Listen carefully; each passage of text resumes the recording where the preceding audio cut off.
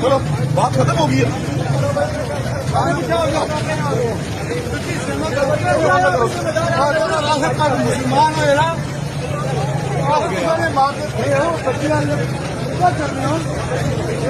मुसलमान किसको पकड़ा ने क्यों पकड़ा एक सेकंड किसको पकड़ा है खुदा ने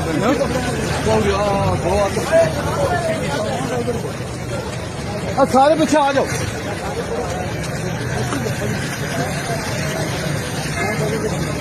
ज्ञानी साहब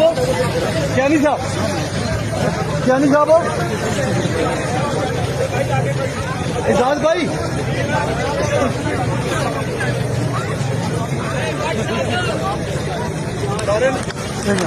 चल सुनो आप सती साहब भाई शबीर भाई